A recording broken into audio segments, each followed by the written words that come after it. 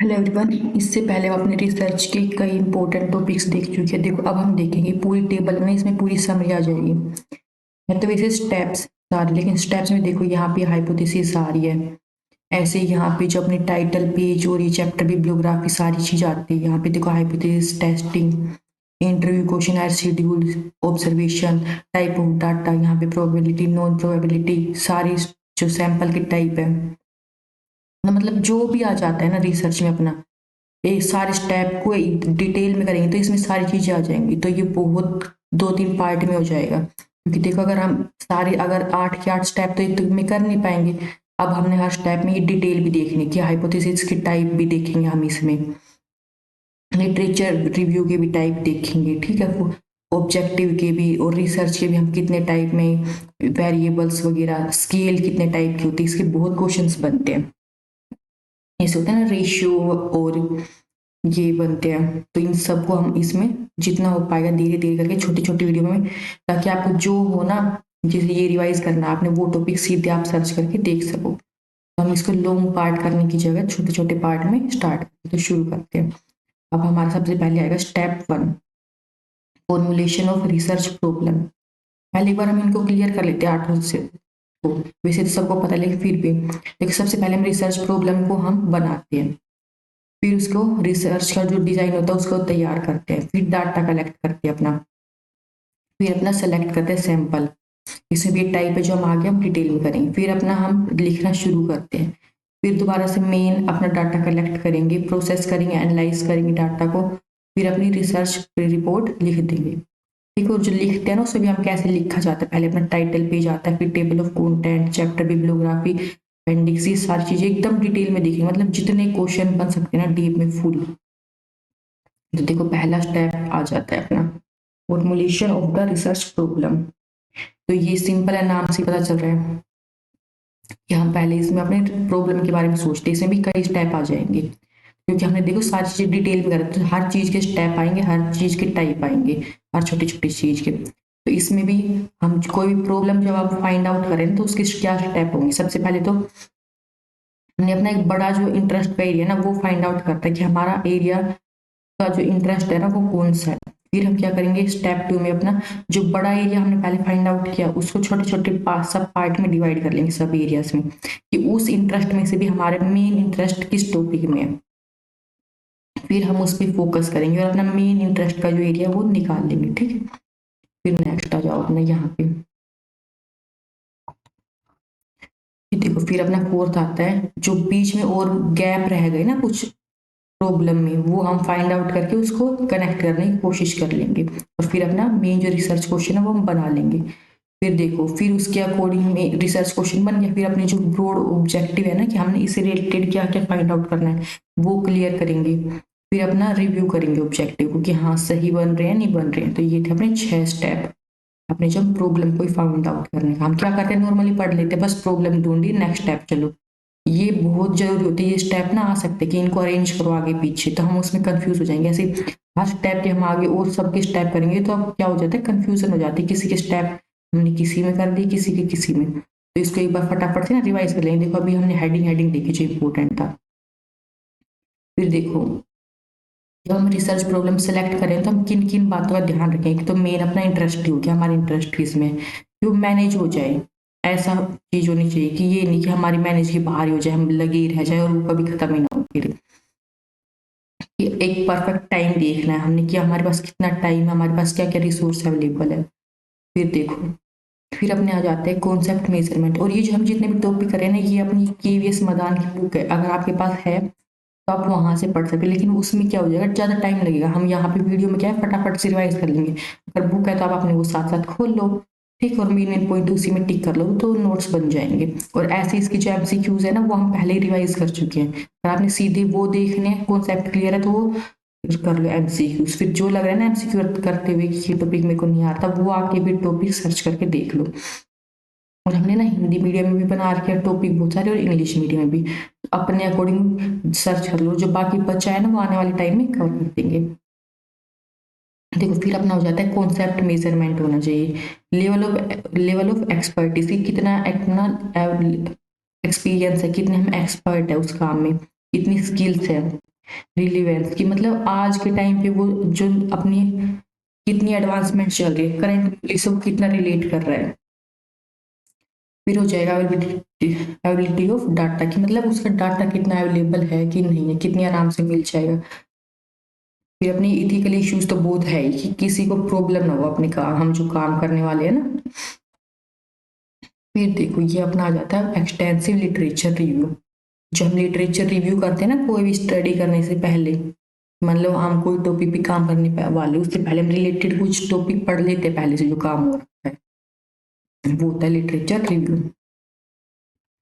इसके main objective होते हैं कि हम नॉलेज को अपने को थोड़ा बढ़ाएं, पढ़े जो हम काम करने वाले उससे रिलेटेड पहले क्या काम हो रखा है, ताकि ये ना हो कि हम वो किसी का किया हुआ पहले सेम कर दे और वो तो पहले कोई और फाइंड आउट कर चुका था। फिर हमें अच्छे से क्लैरिटी होती है कि हमें कैसे टाइप का काम करना चाहिए, हम किस डायरेक्शन में काम करेंगे। और जो हमारा रिसर्च मेथोडोलॉजी है ना वो हमें क्या करेगी, इम्प्रूव होती है, हेल्प मिलती है हमें और वैल्यू एडिशन होता है पढ़ने से। और जो मेन सोर्स होते हैं लिटरेचर रिव्यू की वो क्या होते हैं, बुक्स है, जर्नल्स, हम यही पढ़ते हैं। ठीक है, किसी ने बुक्स में लिख रखी है, जर्नल्स लिख रखी है, वो सब आ जाती है। देखो बिब्लियोग्राफी जो दी हुई होती है ना एंड में, वो इसी के बारे में बताते हैं कि हमने क्या लिटरेचर रिव्यू पढ़ा था, कहाँ से क्या हमने उसमें बता देते हैं कि हाँ देखो यहाँ यहाँ से हमने सोर्स ले रखा है। फिर अपना नेक्स्ट आ जाता है फॉर्मुलेशन ऑफ ऑब्जेक्टिव्स। ऑब्जेक्टिव्स क्या होते हैं, अपने गोल्स होते हैं कि हमने क्या क्या फाइंड आउट करना है, स्टडी में क्या करना है। देखो और जो अपने ऑब्जेक्टिव है ना वो भी दो हेडिंग में लिखे जाते हैं, एक तो मेन ऑब्जेक्टिव और फिर उसके भी सब ऑब्जेक्टिव। हम देखते हैं ना सिर्फ 1 2 कर दिया, फिर 1 का भी ABC ऐसे कर दिया, पॉइंट में लिखे जाएंगे। और फिर ये देखो ये कैसे होने चाहिए, लिस्टेड नंबर वाइज होने चाहिए 1 2 3, ये नहीं पूरा पैराग्राफ लिखते ऑब्जेक्टिव का। और वर्डिंग उसकी क्लियर होनी चाहिए और सारे के सारे ऑब्जेक्टिव जो है ना एक बात पे होनी चाहिए। एक ऑब्जेक्टिव में एक बात कहोगे आप, दूसरे ऑब्जेक्टिव नेक्स्ट पार्ट में अगर रिलेटेड है तो सब पार्ट में लिखोगे। ठीक है, मिक्स नहीं करोगे एक में दो तीन बात। फिर है एक्शन ओरिएंटेड वर्ड को हमने यूज करना है कि हाँ हम ये करेंगे। ठीक है ना, कि ऐसा होता है ऐसा कि हमें लगे कि उस लाइन से कि हाँ हम ऐसा करने वाले हैं, एक्शन दिखाई दे। फिर है देखो एग्जाम्पल है यहाँ पे मेन ऑब्जेक्टिव के और सब ऑब्जेक्टिव के। मेन ऑब्जेक्टिव तो क्या होता है, जो रिलेशनशिप फाइंड आउट करता है, मॉडर्न टेक जो टीचिंग टेक्निक है और स्टूडेंट की परफॉर्मेंस, ये एग्जाम्पल दे रखा है, ये हो गया। तो इसमें क्या हो जाएगा, सब ऑब्जेक्टिव इसके क्या हो जाएंगे, रिलेशनशिप फाइंड आउट करना। ठीक है, कि मॉडर्न टीचिंग टेक्निक और स्टूडेंट की परफॉर्मेंस में क्या इफेक्ट पड़ रहा है, हम एक तो उसको नॉर्मल तरीके से पढ़ा रहे हैं, फिर जो मॉडर्न टेक्निक है ना वो यूज करके पढ़ा रहे हैं और क्या इम्पैक्ट पड़ेगा, ये इसके मेन ऑब्जेक्टिव, सब ऑब्जेक्टिव हो, ये था मेन। फिर देखो फिर अपने आते हैं कॉन्सेप्ट ऑफ वेरिएबल्स। ये क्या होते हैं, मीनिंग ऑफ टर्म्स। जैसे कुछ टर्म्स होती है ना, जरूरी तो है नहीं कि नॉर्मल लोग ही पढ़ने वाले आपके रिसर्च पेपर में तो सबको समझ में आए। तो हम जैसे आपने रिसर्च पेपर में देखा हो ना, कुछ वर्ड लिख लेते हैं की वर्ड्स की, ये वर्ड्स यूज हो रहे हैं अपने में। ठीक है, तो वो कुछ मीनिंग बता देते हैं हम टर्म्स का जो बार बार यूज होने वाली और जो इम्पोर्टेंट है। फिर देखो ये अपने आ जाता है टाइप ऑफ वेरिएबल्स।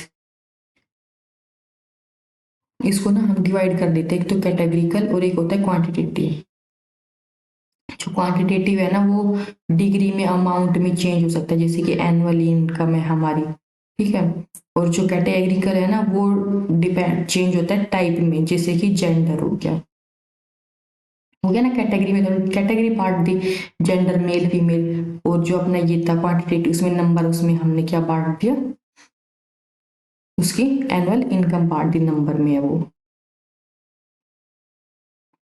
इसे भी देखो जो हम सर्च करते हैं ना एक्सपेरिमेंट, इसमें दो आ जाते हैं, तो independent variable, dependent variable. Independent जो मैनिपुलेटेड है और डिपेंडेंट जो है वो जो आउटकम रिस्पॉन्स है। ये आगे एक्सपेरिमेंट आएगा ना अच्छे से, वो हम डिटेल फिर से कर लेंगे। और जो हम कल हमने टाइप किए थे ना उस वीडियो में भी हम अच्छे से कर चुके हैं एक्सपेरिमेंट में, इंडिपेंडेंट क्या होते हैं, डिपेंडेंट क्या होता है, कैसे काम करते हैं, पूरे एग्जाम्पल। फिर अपने आते हैं इंटरवेनिंग वेरिएबल्स क्या होते हैं। ये होते हैं मीडिएटर वेरिएबल जो लिंक का काम करते हैं उन दोनों के बीच में। ये हम कल ही पूरा देख चुके हैं एक्सपेरिमेंटल रिसर्च में। ये एग्जांपल है, देखो जैसे कि स्मोकिंग है, लंग कैंसर है, ये दोनों है ना, स्मोक करने से लंग कैंसर होगा। और कैसे होगा, बीच में इसको इंटरलिंक वेरिएबल इसका टिश्यू डैमेज हो जाएगा, स्मोक करने से टिश्यू डैमेज हो रहा है इसीलिए लंग कैंसर हो रहा है। देखो एक्सट्रेनियस वेरिएबल, ये क्या होता है, रियल लाइफ की सिचुएशन में जो जैसे कि वेरिएबल क्या होते हैं इफेक्ट करते हैं ना, उसको बोल देते हैं एक्सट्रेनियस वेरिएबल। ये तो है नहीं रियल लाइफ में हम रिसर्च करने चले गए, दो चीजें मान ली, हो सकता है कुछ और चीजें उसको चेंज कर दे ना, तो वो होते हैं एक्स्ट्रा, मतलब फालतू और एक्स्ट्रा बाहर की चीजें जो उसको इफेक्ट करें एक्सपेरिमेंट को। फिर अपने आ गए इसी में कॉन्स्टेंट वेरिएबल। ये क्या होती है, इसकी एक वैल्यू होती है, जैसे कि देखो फ्लोवर डाइट का मतलब देखो दो होता है ना, तो इसमें दो कैटेगरी बन गई, देखो जैसे गरीब अमीर मेल फीमेल। पोली में बहुत सारी वैल्यूज है, जैसे कि एवरेज बिलो एवरेज, और 10 से 20, 20 से 30, ऐसे हम पूरा डिवाइड कर दें जितना मन करे उतना। फिर मेजरिंग वेरिएबल, ये भी चार टाइप के वेरिएबल्स होते हैं। एक तो देखो अपना हो गया नॉमिनल स्केल, नॉमिनल को हम क्या बोल देते हैं, क्लासिफैक्टरी बोल देते हैं। इसमें एक दो या ज्यादा सब कैटेगरीज हो सकते हैं नॉमिनल में। तो ये सबसे देखो, ये सबसे सिंपल होता है नॉमिनल, ऐसे याद करके चलो, फिर उससे हार्ड, फिर उससे हार्ड, उससे हार्ड। एकदम ये सोचो सब नॉमिनल कैसे याद रहेगा, सबसे लो है ये, नाम का है बस, ये तो ऐसे नाम हो गया ना, बस नाम का है, नॉमिनल है ये, तो ये सबसे लो है। तो देखो यहाँ पे इंडिपेंडेंट डिपेंडेंट में, और ये बाहर के उसमें एग्जाम्पल दे रहे हैं, जो हमने अभी देखा था वॉकिंग हार्ट डिसीज, ये इंडिपेंडेंट है डिपेंडेंट है, और ये रिलेशनशिप यहाँ पे अगर कितने चांस है हार्ट डिसीज होने की स्मोकिंग करने से, डिपेंड करेगा उसकी एज कितनी है, ड्यूरेशन कितने टाइम तक उसने स्मोकिंग करी है, डेली एक्सरसाइज करता है नहीं करता, फूड वगैरह, ये सब एक्स्ट्रा उसके क्या हो गए फैक्टर। अब अपना देखो यहाँ पे है ऑर्डिनल, पहले अपना नॉमिनल था एकदम सिंपल, बस उसमें डिवाइड कर देखो, जैसे एग्जांपल इसका मेल फीमेल दे रखा है। ऑर्डिनल में क्या है, इसे हम सब ग्रुप बना देते हैं, जैसे कि एब्सोल्यूट टर्म और परसेंटेज में अबो एवरेज, एवरेज बिलो एवरेज। देखो नाम वाले में तो सिर्फ दो कैटेगरी बन रही थी, मेल फीमेल। ऑर्डिनल में थोड़ी और बन गई, तीन, एवरेज, बिलो एवरेज और एक बीच वाली अबो, जैसे कि lower class, middle class, higher class. ये अपने ऑर्डिनल में देखो सबसे पहले नाम का था, फिर ओल्ड एकदम जो नॉर्मल होता है ना ऑर्डिनल वो आया, फिर इसके बाद अपना इंटरवल आया थर्ड। इसमें पहले वाले की सारी ऑर्डिनल की कैरेक्टरिस्टिक्स होंगी, ठीक है, जो इससे पहले वाले में थे।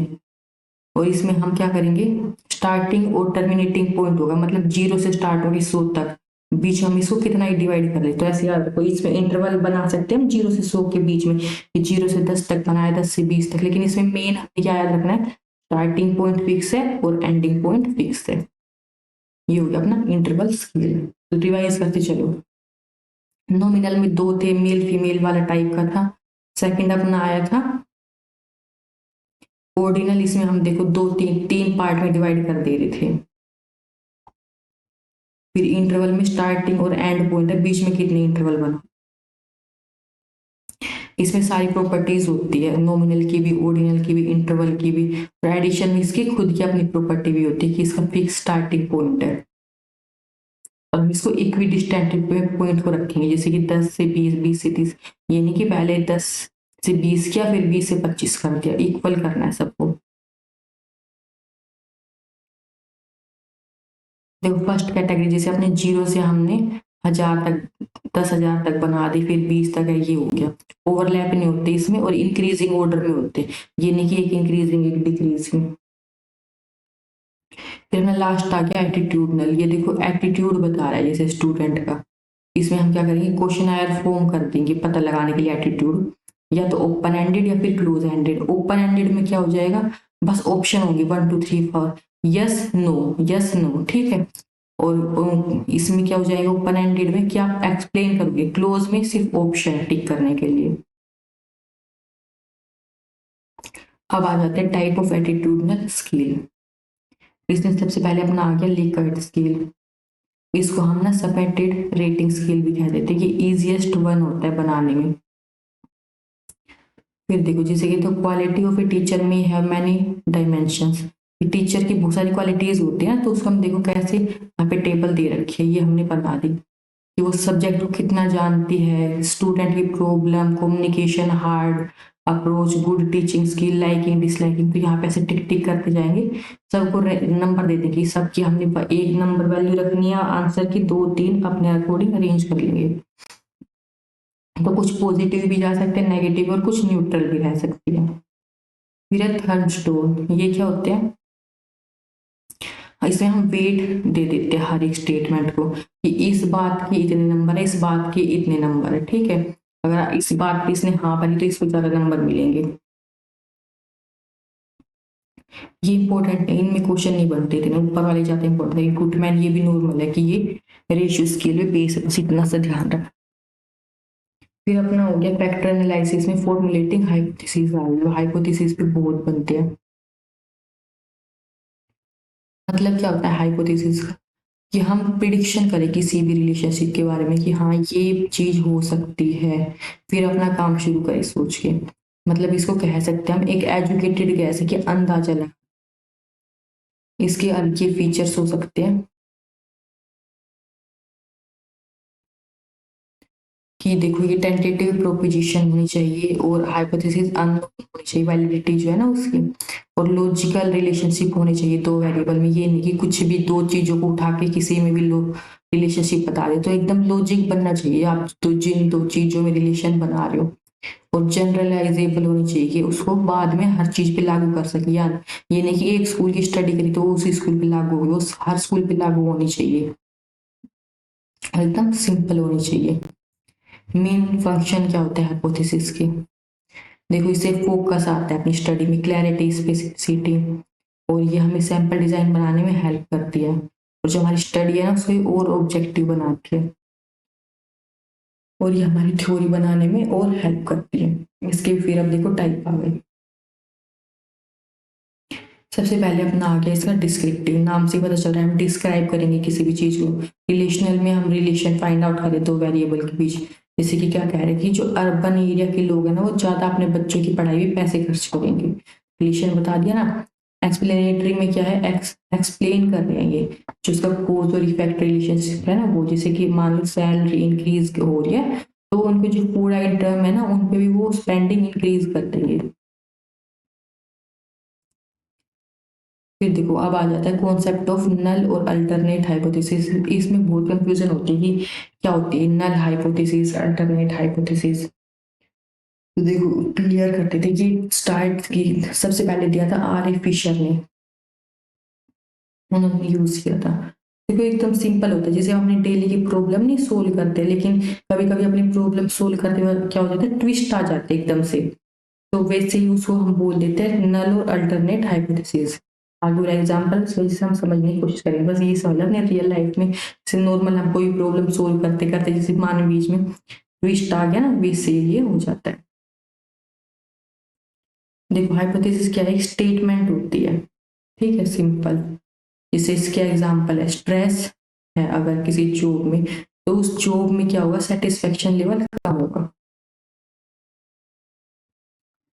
अब यहाँ पे देखो एग्जाम्पल दे रखा है नल और अल्टरनेट की। मान लो यहाँ पे क्या है कि टीचर स्टडी कर रहा है वहां पे, वो क्या कह सोच रहा है कि जो हाई बच्चे जो स्कूल छोड़ के जा रहे हैं ना वो ज्यादा कहाँ हमें देखने को मिलता है, जो ग्रामीण इलाका है अपना वहां पे।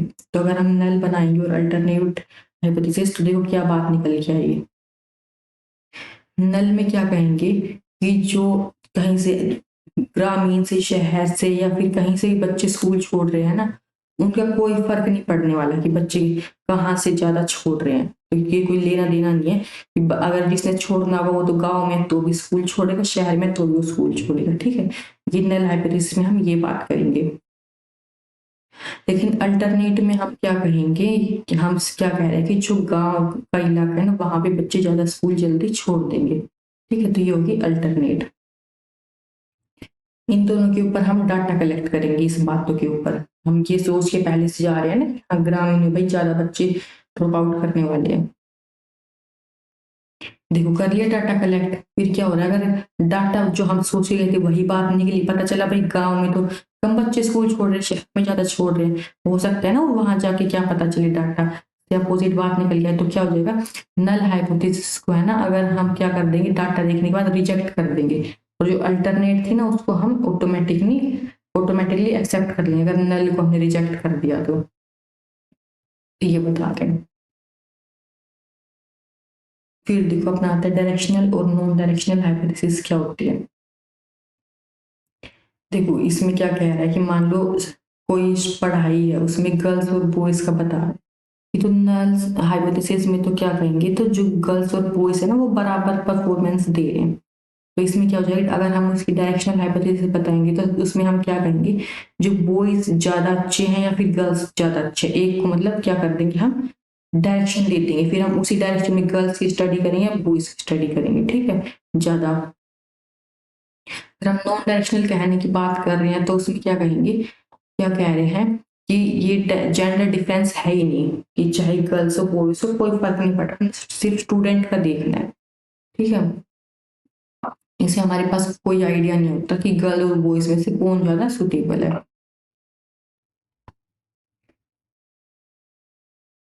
ये हमारा जो आगे का स्टेप है तो इसमें भी और बहुत सारे छोटे छोटे टॉपिक आएंगे, वो हम करेंगे अपने नेक्स्ट वीडियो में, ऐसे हम हर स्टेप को ना, और जो इसमें सब टॉपिक आ रहे हैं ऐसे छोटे छोटे पार्ट में डिवाइड करके आराम से रिवाइज कर लेंगे। तो अगर आपने अभी तक सब्सक्राइब नहीं किया तो प्लीज सब्सक्राइब कर दो और अपने दोस्तों को शेयर कर दो। मिलते हैं अपनी नेक्स्ट वीडियो में। Thank you.